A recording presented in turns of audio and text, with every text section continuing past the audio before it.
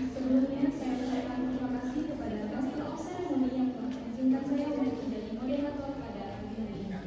Assalamualaikum warahmatullahi wabarakatuh. Waalaikumsalam warahmatullahi wabarakatuh. Selamat pagi dan selamat datang saya ucapkan kepada para hadirin yang berbahagia. Puji syukur tahun pula kita panjatkan atas kehadiran Allah Subhanahu wa Ta'ala, di mana di tengah-tengah kesibukan yang telah kita rasakan ini, kita masih bisa diberikan kesempatan untuk mengupgrade diri dan lebih berproduktivitas. Dan karenanya lah kita dapat berkumpul di aula Harun Al-Rashid yang kita cintai ini dalam keadaan sehat walafiat, dan yang pasti dalam acara yang sangat luar biasa pula tentunya. Salawat beserta salam tak lupa pula kita diberikan kepada Nabi besar kita, Nabi besar Muhammad SAW. Allahumma sholli ala sayyidina Muhammad wa ala ali sayyidina Muhammad. Oke, sebelumnya saya akan menyapa para audiens dulu nih. Selamat pagi para generasi muda. Pagi. Gimana kabarnya hari ini? Sehat? Sehat. Alhamdulillah. Semoga kita semua yang berada di ruangan ini senantiasa diberikan kesehatan dan perlindungan dari Allah Subhanahu wa Ta'ala. Amin amin ya rabbal alamin. Gimana? Udah siap untuk menerima materi pada hari ini? Siap. Udah semangat dulu nih? Kayaknya belum semangat ya. Gimana kalau kita cek sound dulu nih? Kita jargon dulu, oke? Oke, kepada rekan-rekan sekalian dipersilakan berdiri terlebih dahulu karena kita mau jargon nih.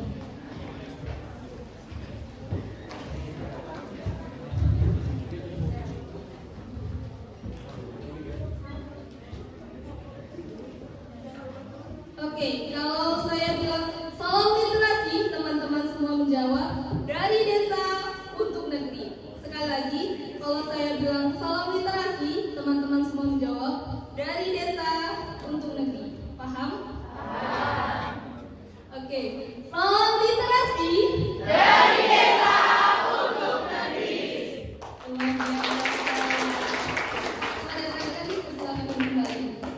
Gitu dong, yang semangat. Biar narasumber kita juga ikutan semangat nih untuk memberikan materi pada pagi hari ini.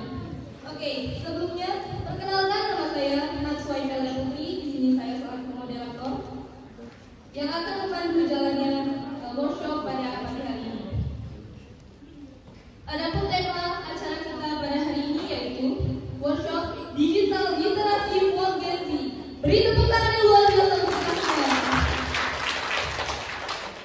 Nah, di sini kita akan sama-sama membahas nih mengenai apa sih itu literasi digital dan apa hubungan antara literasi digital dengan Gen Z dan bagaimana cara menjadi masyarakat yang bertanggung jawab pada dunia digital literasi. Oke, sebelum kita mendengarkan penjelasan materi dari narasumber kita yang telah hadir, kita kenalan dulu nih. Karena kalau tak kenal maka kenalan dulu dong. Oke, narasumber yang ada di sebelah saya ini bernama Ibu Dr. Lolita Sari MHu. Say hi dulu dong sama ibunya.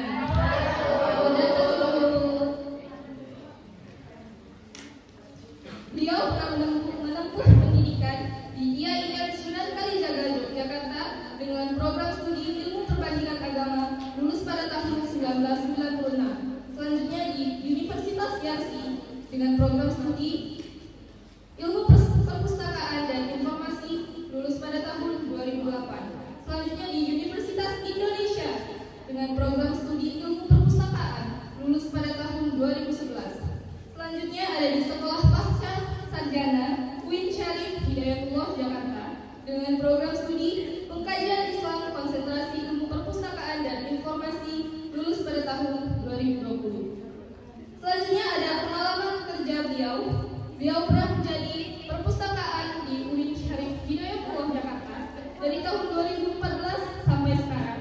Selanjutnya beliau menjadi dosen tidak tetap Prodi Manajemen Pendidikan FITK UIN Syarif Hidayatullah Jakarta pada tahun 2016 sampai sekarang. Selanjutnya beliau menjadi dosen tidak tetap Prodi Ilmu Perpustakaan FAH UIN Syarif Hidayatullah Jakarta pada tahun 2023 sampai sekarang. Selanjutnya beliau pernah menjadi tutor di Universitas Terbuka dari 2020 sampai sekarang. Dan terakhir beliau menjadi asesor perpustakaan dari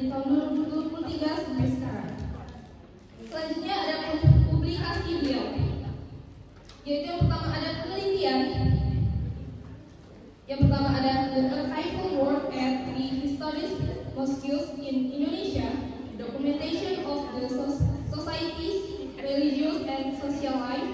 Selanjutnya ada a systematic literature review of knowledge sharing based on ICT dari COVID-19 era.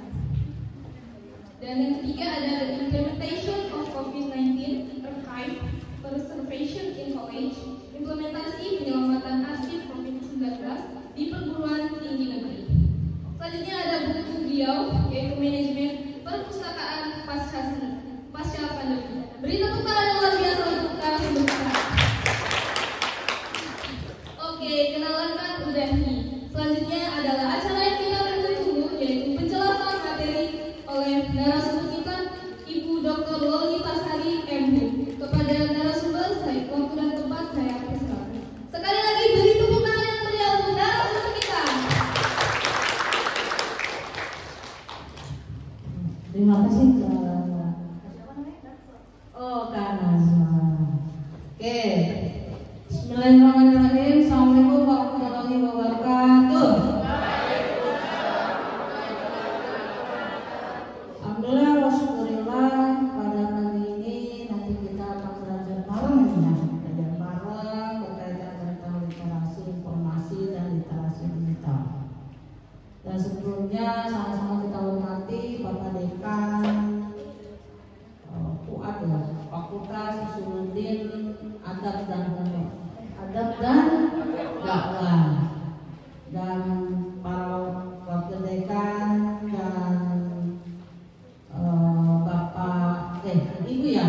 Ibu Kepala Perpustakaan dan Ibu Kaprodi yang telah mengundang kami, dan Bapak Ibu pendamping guru yang mendampingi siswa-siswanya, dan para mahasiswa yang telah membantu kami menyelenggarakan kegiatan ini.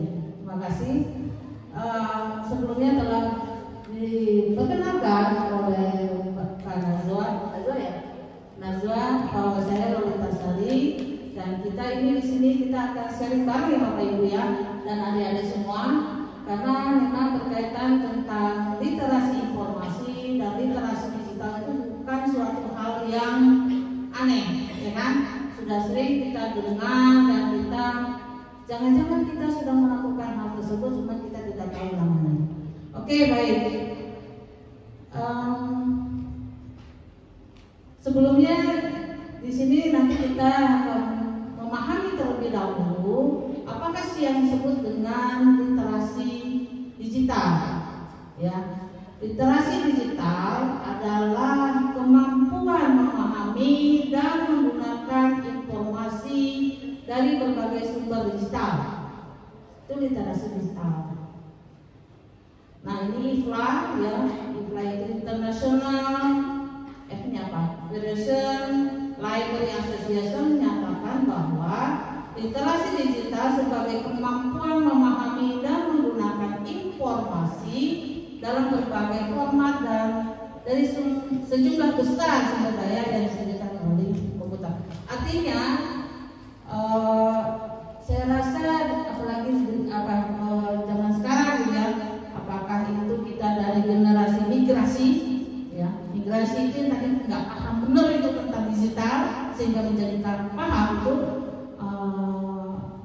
termasuk saya usia saya migrasi, dan juga ada semua yang generasi Z sudah paham benar apa itu tentang bagaimana sih kita untuk memanfaatkan sumber-sumber informasi yang berbasis digital. Nah, ternyata ada yang menyatakan bahwa ada perbedaan antara pengertian literasi informasi dengan literasi digital.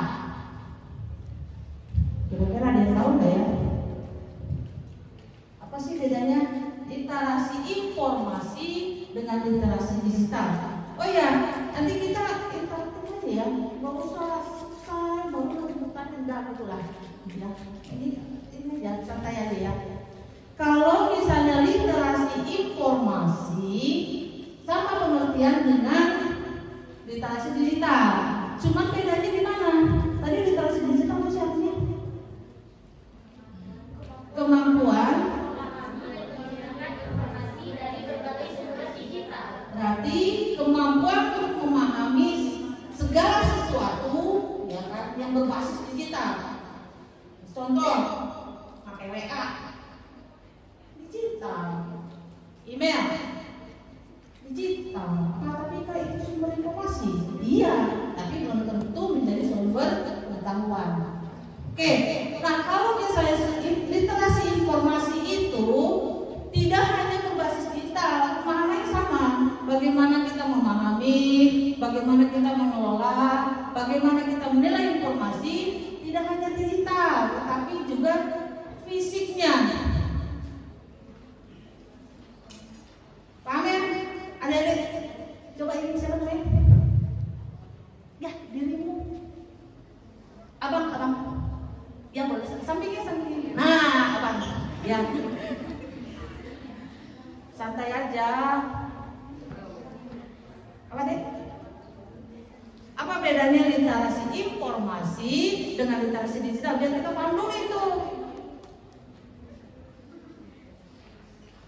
Literasi digital adalah kemampuan memahami dan menggunakan informasi dari sebagai sumber digital.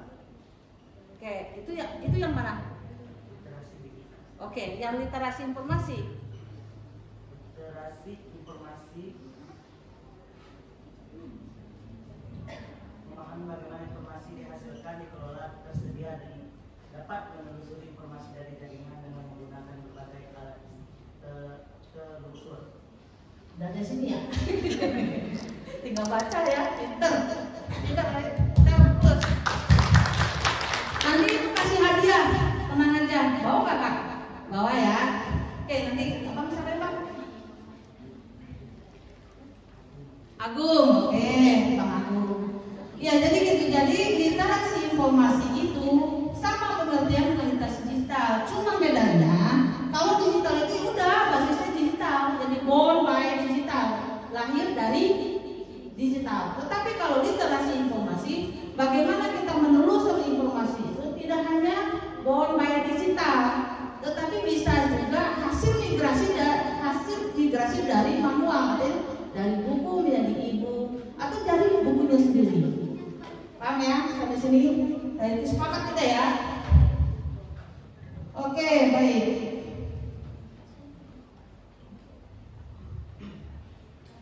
Nah ini ada 4 prinsip ya, Bapak Ibu dan kakak-kakak dan abang-abang, nanti kita praktek membuat konten ya, nanti sama kamu tas. Ada 4 prinsip dasar dalam memahami literasi digital. Ya. Nanti kita ke depannya tidak membahas lagi literasi informasi, tapi lebih ke digital. Karena itu tadi literasi informasi bagian dari literasi digital. Oke, ini ada 4. Nanti satu persatu kita jelaskan dan sekalian praktek ya. Yang pertama adalah digital skill, dan kemudian yang kedua adalah digital culture, dan kemudian digital ethics dan digital safety. Dengan nanti memahami literasi digital ini, maka insya Allah kita aman.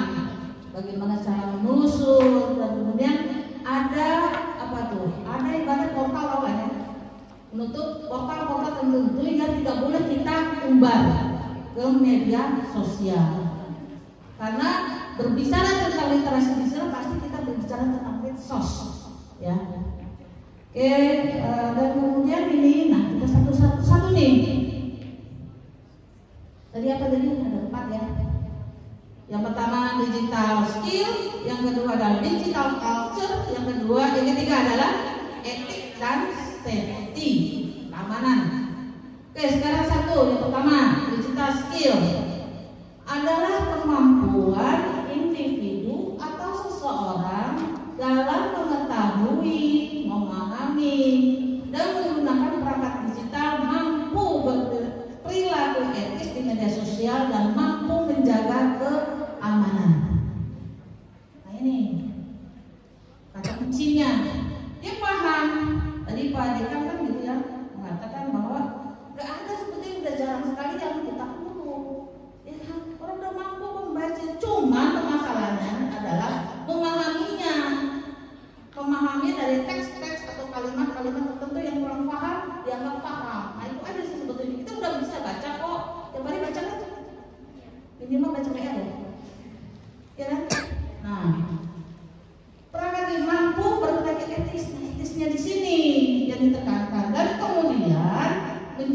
mana di mana? Di dunia digital.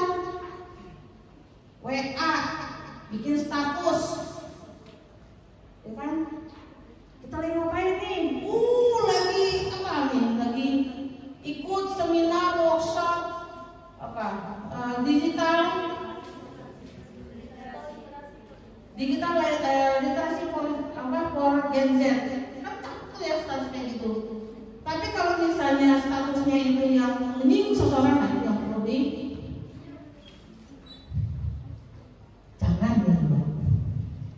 Oke, contohnya apa di sini? Kita lihat dulu ukurannya. Berdasarkan data dari Kominfo itu 2022, kebetulan 2024 Ibu belum ketemu ya. Yang sering memberikan jejak digital adalah generasi Gen Z. Ada kita juga ya, generasi migrasi juga ya. Hampir seluruh ini hasil penelitian ya, Bapak Ibu dan kakak abang semua. Hampir seluruh responden memiliki handphone, ya kan? Udah jarang sekarang kayaknya memiliki tidak smartphone, yang HP biasa itu loh, yang jadul, tablet dan terkoneksi dengan internet dan bisa mengakses Facebook, WhatsApp, YouTube dan Google. Ya, nah per hari bisa lebih dari 6 jam, luar biasa ya. Sekolah berapa jam Bapak Ibu? Kalau di sekolah berapa sih? Dari masuk jam 7 sampai jam 4 itu berapa jam ya? 4 jam. 4 jam. Oke. Berarti kalau 6 jam pas tidur pun dia kan terkoneksi dengan internet kan ya. Nah ini sumber dari Kominfo. Ini di sini sebetulnya datanya bagus ya, nggak begitu kelihatan ya. Berapa sih yang generasi Z dan kemudian generasi yang lainnya. Dan kemudian tetap walaupun masih ada yang negatifnya dalam mengakses, ternyata memang kita tidak boleh tidak melek teknologi. Ini mudah-mudahan itu bisa memperlihatkan ini. Ya, aku nggak bisa ya.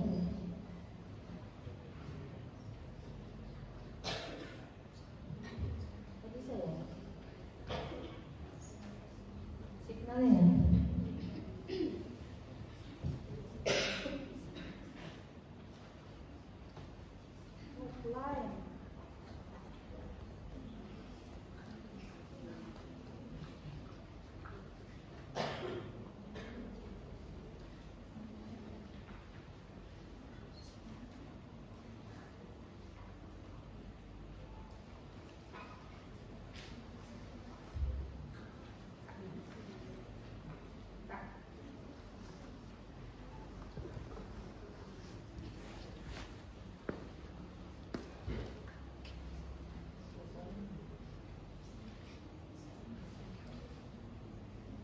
Tahun mendatang tuh lawannya anak kita siapa sih?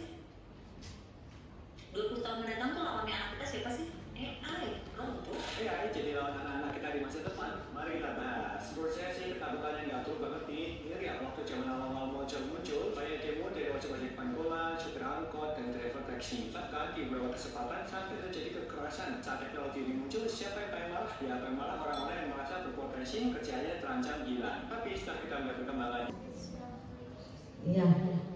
Nanti kita praktek ya Bapak Ibu ya, AI itu apa? Ini kalau ya.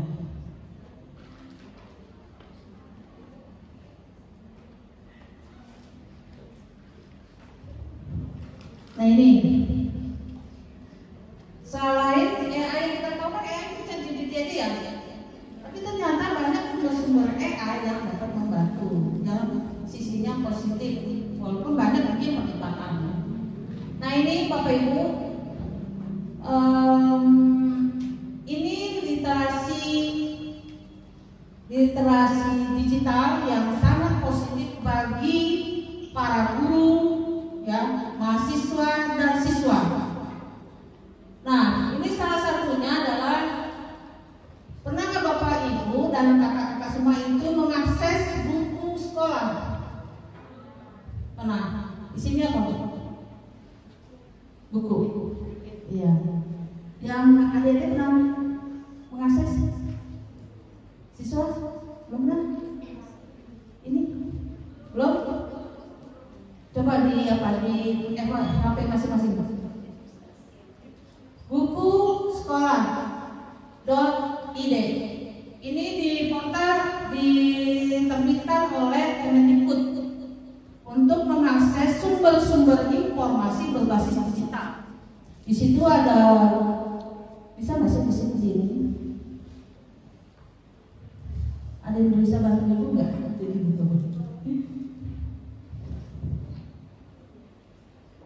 Kita lihat ya.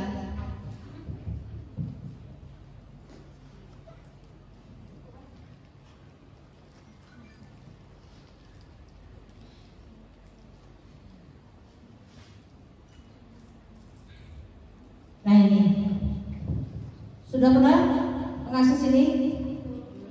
Nah, sudah?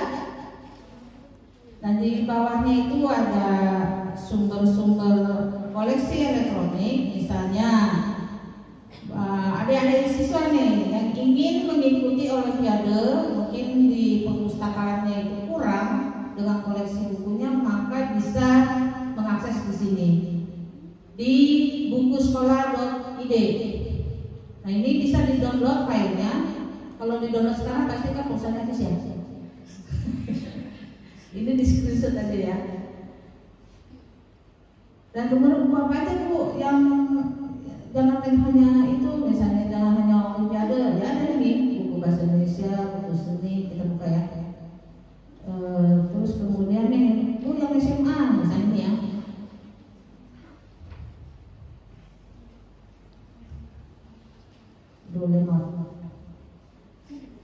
Ini ya. Dan kemudian selain itu ada namanya apa? Connected paper. Siapa yang sudah membuka connected paper?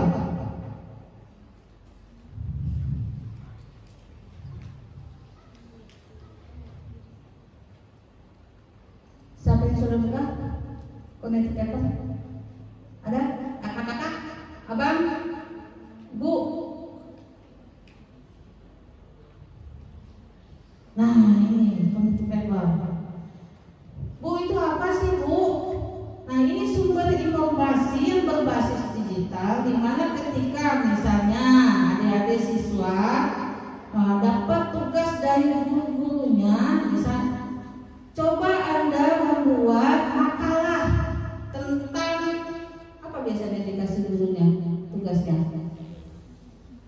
Mencari tokoh misalnya ya, mencari tokoh apa sejarah pendidikan kalau aja dengan ada.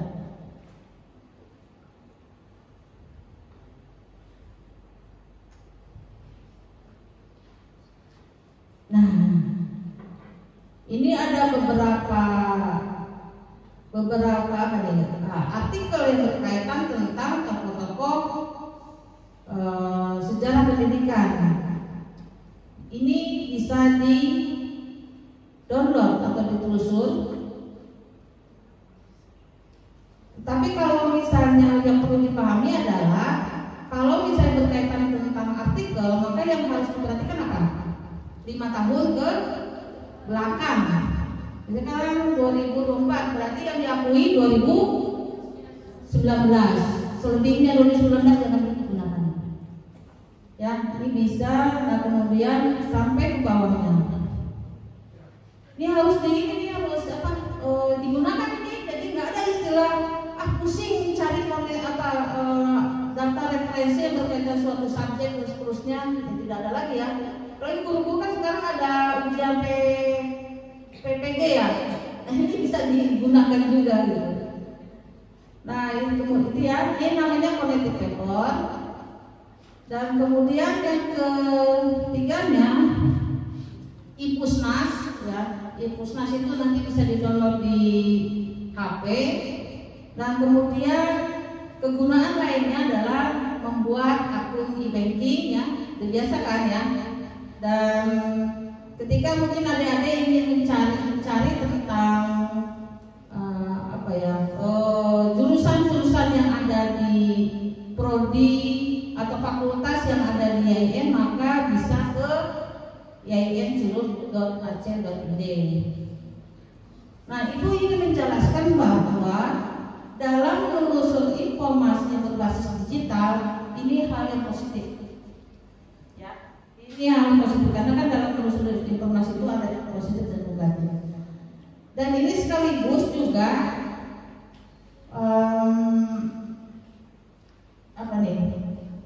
literasi informasi sekaligus yang berbasis digital.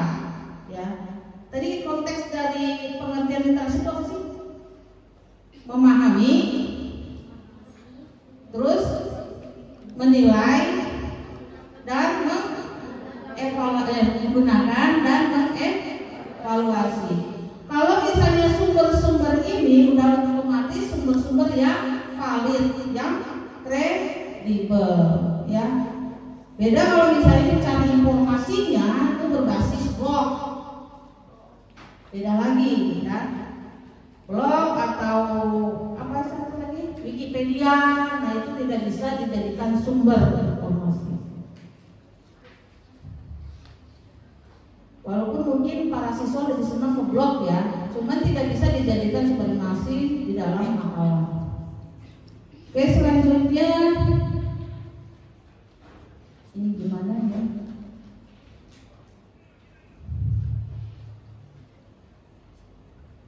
Nah, ini ChatGPT. Kita praktek ya, siapa yang sudah menggunakan ChatGPT?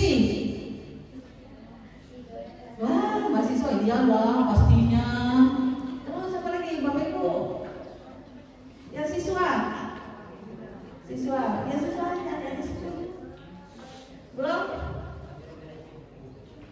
Udah? Oke. Coba yang sudah coba praktekin.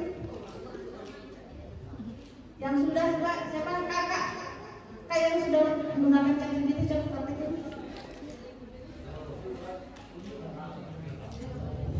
Ayo kak. Ayo. Kan ini workshop kan ya? Bukan seminar hanya mau saya gitu bicara gitu enggak kan? Ini kan workshop, jadi harus ada prakteknya. Coba. Namanya siapa kak? Nama Dewi Pratiwi. Oke. Monggo kak coba. Di sini.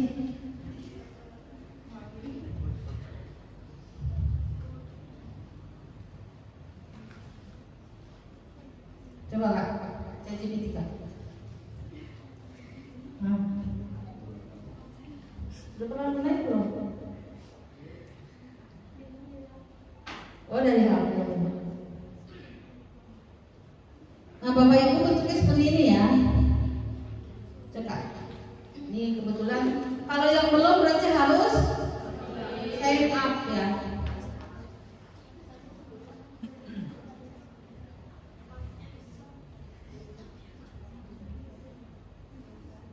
Aduh, kebetulan mudah-mudahan ini.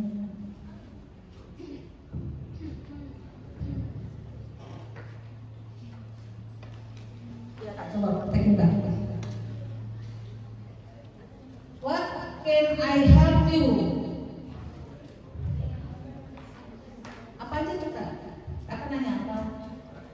Abang ada di mana? Gitu ada.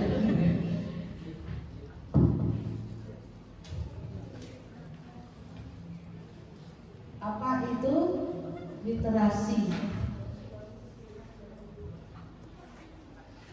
Nah, dengan sekejap maka dia akan menampilkan literasi adalah kemampuan seseorang untuk membaca, menulis dan seterusnya, ya kan? Tapi apa kelemahan dari ChatGPT? Tidak? Tidak? Oh, ibu nggak kedenger? Tidak ada referensi. Iya, tidak ada referensi. Tapi siapa bilang? Coba tanya. Kan dia loh. ChatGPT kan tampilkan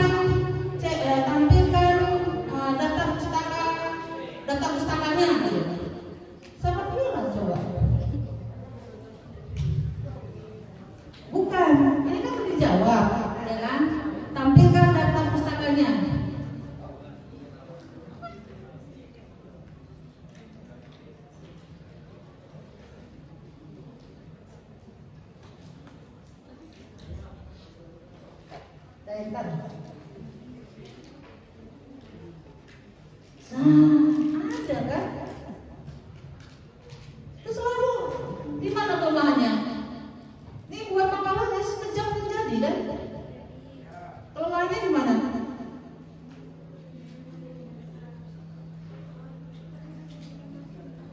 Sudah ada tuh, ada UNESCO, ada TRIR, ada RI, ada KEN, ada Street, ada Sapiro. Ini kan Sapiro kan? Udah pernah baca belum Sapiro? Information Literacy as Liberal. Pernah baca belum? Berarti kan bisa, kan ada ya dari sini. Nah, yang harus diperhatikan adalah dalam balik lagi sini deh. Dan makasih ya Kak. Tepuk tangan dulu. Ya, yang harus diperhatikan dalam ChatGPT adalah ya ini betul, bukan tidak ada dapusnya, tetapi sumbernya itu valid atau tidak itu menjadi masalah. Misalnya gini, literasi adalah kemampuan bla bla bla dengan baik dalam pengertian luas bla bla bla bla sampai di sini digital. Nah, kalimat ini ada di dapus yang mana? Nah, itu jadi masalah. Itu masalahnya. Berarti apa? Berarti kita harus membaca 7 sumber referensi ini. Ya. Nah, jangan-jangan sumber referensi ini nggak ada. Nah, itu yang jadi masalah. Ya. Tapi minimal dia membuka alam pikiran kita untuk memperluas pemahaman kita terhadap misalnya literasi informasi atau mungkin membahas tentang babat hutan gitu kan, dia akan memperluas saja, tetapi tidak menjadi patokan, menjadi sumber referensi.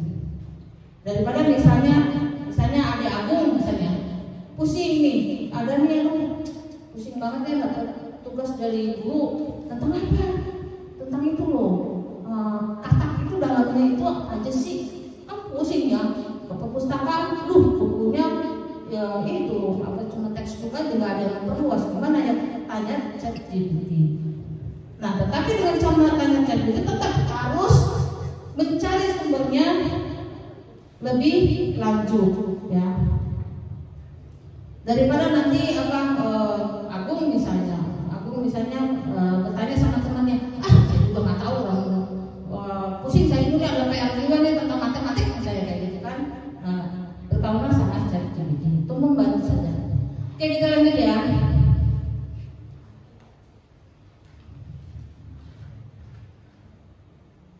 Tadi soal Pak Ade kan juga nyebut ya ChatGPT ya.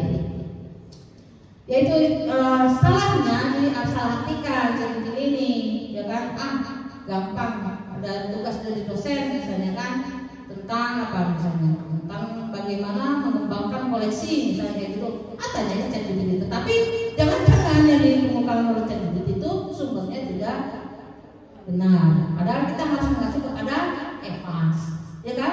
Pengembangan koleksi kan Evans ya. Dan kemudian yang ini, ya, ini kita menelusur masih skill nih, kita belajar skill-skill, ya. Ini gamma. Siapa yang sudah tahu gamma? Gamma.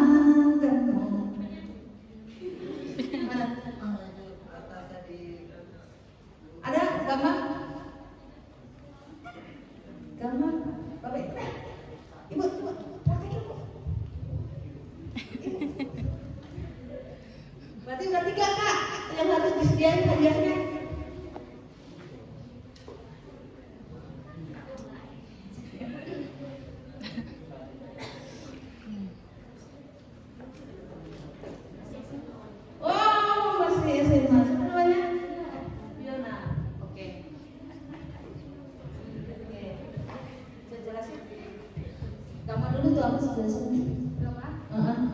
Gamma adalah aplikasi AI yang bisa membantu kita untuk membuat PPT, PowerPoint yang bisa ditampilkan biasanya diminta sama guru kelas. Misalnya buat PPT tentang apa itu literasi, nanti langsung muncul semuanya lengkap sama foto. Oke, siapa yang sudah tahu gamma? Yang dijelaskan oleh Kak Fiona? Belum tahu ya? Berarti praktekkan Kak. Sekejap dia langsung bisa membuat PPT, kata Kak Fiona. Kita buktikan kalimat dia, betul nggak? Cekak, gamma. Cekak. Nah ini kayak gini ya Bapak Ibu ya. Mahasiswa belum pernah pakai gamma. Ya.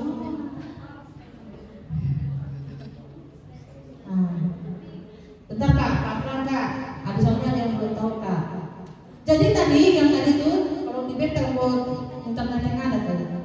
Pas nanti timbul gamma, maka hal wajib sign up.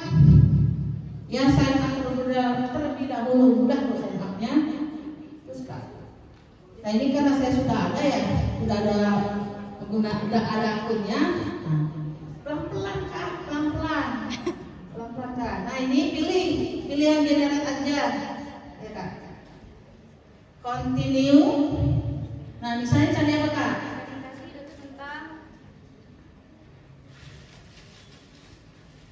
Nih Kak.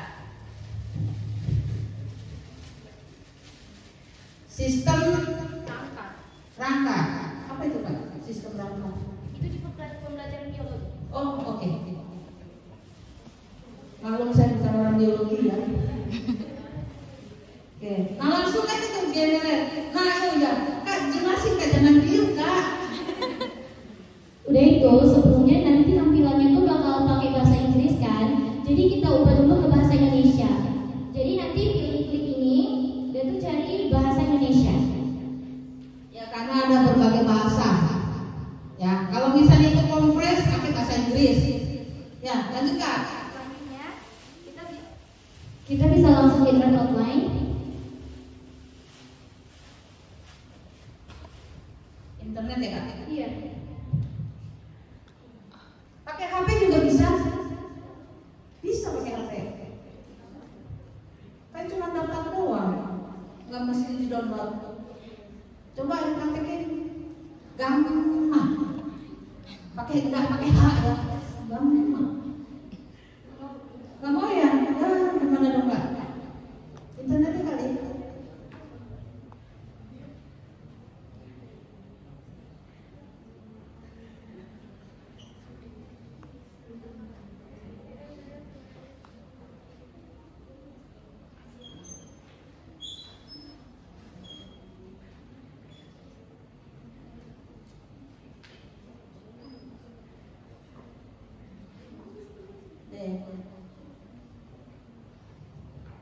Nah, lanjut Kak. Masih loading, nanti bakal ada beberapa tema yang bakal dibuat di sini, sistem rangka, strukturnya, komponen utama sistem rangka, tulang dan lain-lain. Selanjutnya untuk membuat dia menjadi PPT, kita bisa langsung di continue. Bentar Kak, udah ya. Ya udah lanjut Kak. Tadi sebenarnya kalau misalnya tidak sesuai, ya bisa diulang Kak. Sistem rangka, oke. Nah ini kan udah berapa nih outline-nya ya? Sistem rangka, pelan-pelan Kak. Fungsi, struktur tulang, jenis tulang, pertumbuhan, cedera, penyakit, menjaga. Nah kalau misalnya ada yang salah, maka bisa di-delete di sini. Ada tandanya di sini. Coba Kak, klik aja jangan di-delete tapi. Nah, tapi kalau misalnya ada yang mau ditambah, maka add. Kak, langsung ke sini aja Kak. Ya. Oke, langsung. Nah, pilih template-nya yang apa? Yang free. Kalau nggak bayar. Ya. Nah ini yang harus sebetulnya perguruan tinggi, perpustakaan sekolah sebenarnya. Maksudnya berlangganan. Next Kak. Tinggal pilih yang ya oke yang mana aja Kak? Langsung kita.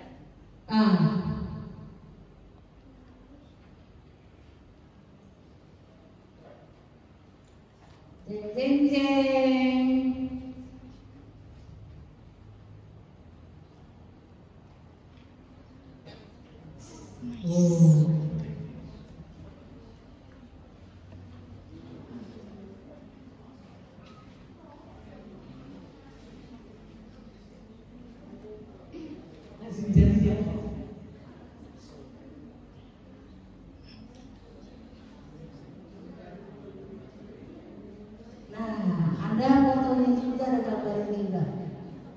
Wakar.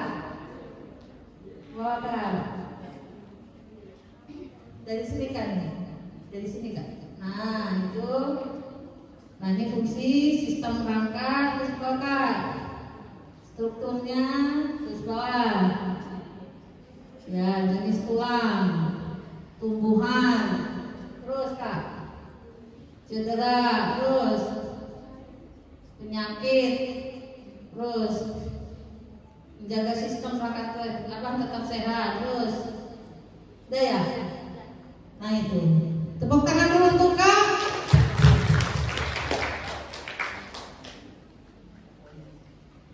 Pokoknya langsung dikasih ya.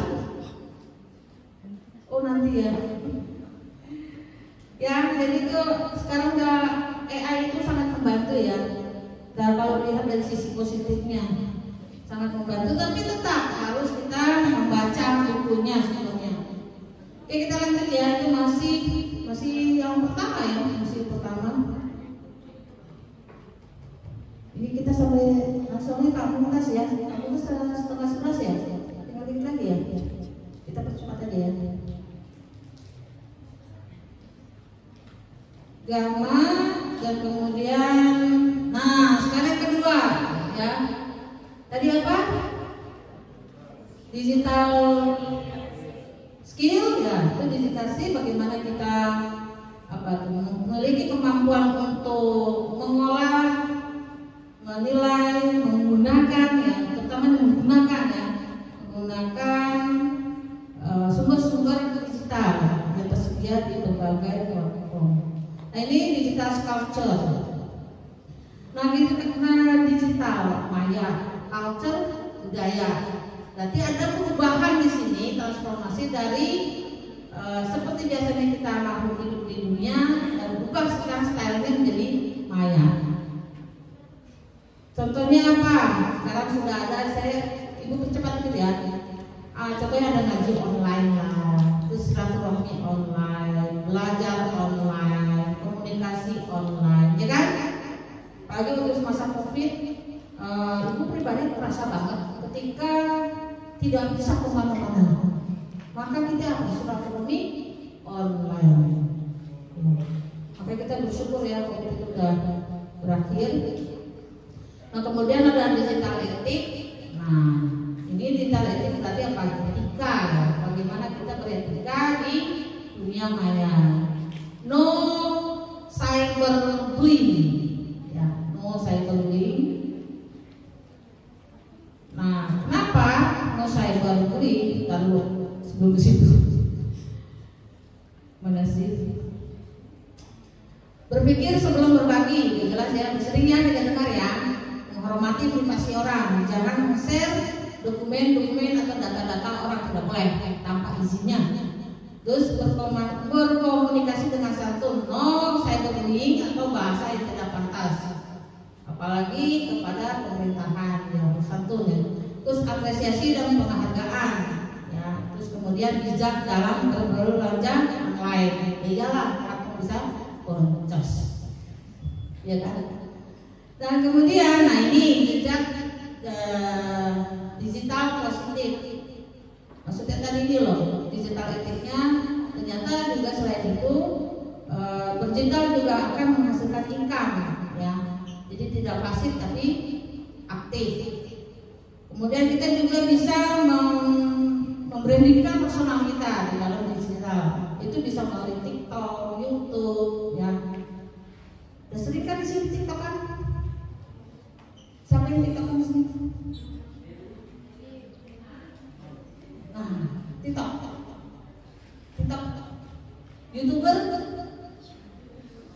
guru-guru yang penting nih YouTuber ya. Dan kemudian melakukan investasi, tapi harus jelas ya sumbernya, jangan sampai nanti ada yang tidak terlikuidasi oleh Bank Indonesia.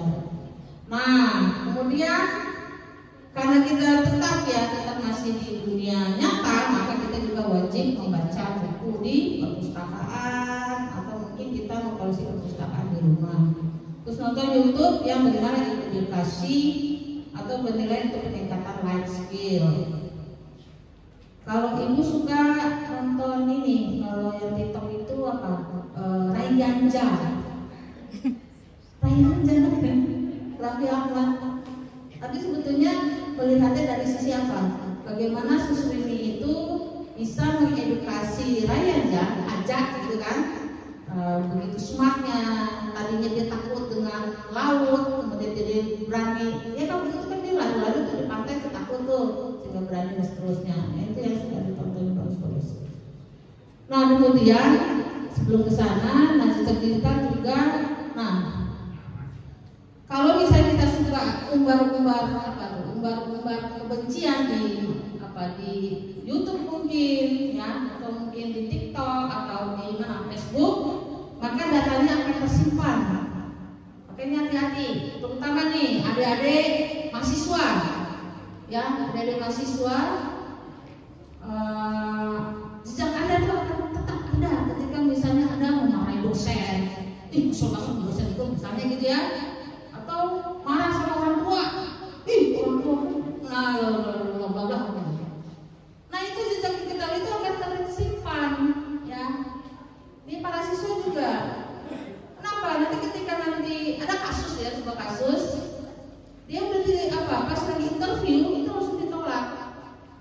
Kenapa? Ada jejak digitalnya yang tidak bagus.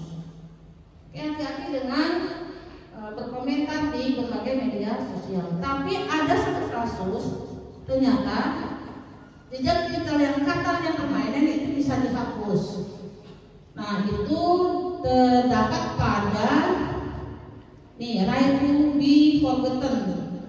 Coba Anda nanti baca di di PP nomor 71 tahun 2019 tentang sistematika dan teknologi elektronik. Itu menyatakan bahwa bisa aja itu dilakukan penghapusan terhadap hal-hal yang sudah terekam dalam dunia maya. Tapi nggak mudah, harus melalui proses pengadilan. Maka dari itu dari sekarang diantisipasi ya, dari jangan sampai kita merekam sesuatu yang tidak bagus, ya. Kemudian ini sudah, dan kemudian ini digital safety, yang ketiga ya. Apa yang keempat ya? Keempat ya, digital safety, bahwa kemampuan seseorang dalam mengenali, menerapkan, menganalisis, menimbang, dan meningkatkan kesadaran perlindungan data pribadi dan keamanan digital dalam kehidupan sehari-hari. Nah misalnya contoh, karena ada seseorang yang minta data kita, itu harus dipertimbangkan. Misalnya tercantum dalam media sosial, biasanya di WA lah, Line, Facebook, YouTube, Instagram, TikTok, Twitter, X. Nah itu biasanya dicantumkan nama, email, tanggal lahir, bahkan nomor telepon. Karena mereka minta seperti itu ya. Nah itu perlu dipertimbangkan, jangan sampai tanggal lahir itu nggak penting juga kan mereka tahu ya. Karena kan tanggal lahir takutnya bisa membongkar akun tabungan kita kan. Dan nama ibu, jangan sampai orang tahu nama ibu kita siapa. Kalau kakak udah jelas ya kak, nama ibu siapa kak. Dan kemudian, nah ini betapa pentingnya safety digital itu tercantum pada Undang-Undang Nomor 27 Tahun 22 tentang perlindungan data pribadi. Nah dalam undang-undang ini ditetapkan bahwa ada dua sifat data pribadi tidak boleh diumbar. Yang pertama adalah data spesifik. Apa tuh data spesifik? Data dan informasi kesehatan. Nah, ternyata itu satu. Yang kedua adalah data biometrik. Yang ketiga data genetik, catatan kejahatan, data anak. Nah ini data anak. Saya khawatir nanti anaknya dicuri kan ya. Terus data keuangan pribadi, ini spesifik. Nah yang umum itu data nama lengkap, jenis kelamin, kewarganegaraan, agama, dan status perkawinan. Dan ternyata kalau misalnya kita nge-share data-data orang tanpa izin dari yang punya data, maka akan ada sanksinya. Itu terlihat pada pasal 67 pidana Setiap orang yang dengan sengaja dan melanggar hukum memperoleh atau mengumpulkan data pribadi yang bukan miliknya dengan maksud untuk menguntungkan diri sendiri atau orang lain yang dapat mengakibatkan kerugian subjek data pribadi. Nah itu pidananya paling lama 5 tahun dan kemudian dendanya sebanyak 5 miliar. Luar biasa. Nah ini setelah kita tahu hukumnya, ya hukumnya tadi nomor berapa sih? Undang-undang nomor 27 tahun 2022 tentang perlindungan data pribadi. Nah, kenapa itu saking negara memikirkan itu semua? Karena sering terjadi pencegahan untuk menjaga kejahatan online. Ya, misalnya sekarang kasus ojol apa? Ojol ya? Pinjol. Bukan ojol ya, pinjol. Ya kan? Tiba-tiba kita dikenakan harus bayar, padahal kita nggak pernah ngutang. Yang kedua itu menjaga reputasi tadi sudah sebutkan ya. Jadi reputasi kita di dunia maya maupun di dunia nyata juga harus dilindungi ya kan, dan sampai jelek sama kita. Dan kedua menjaga kebocoran data pribadi. Nah data pribadi itu kalau nama mungkin bisa lah ya, nama apa tuh nama asli. Tapi kalau misalnya data-data lain, tanggal lahir atau lagi nama orang tua khususnya itu tidak boleh diumbar-umbar. Nah mungkin itu karena ini kita waktu juga ya,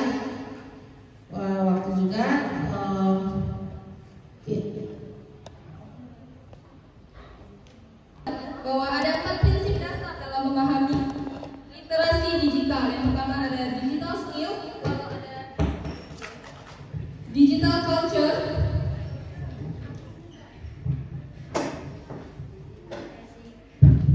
yang ketiga ada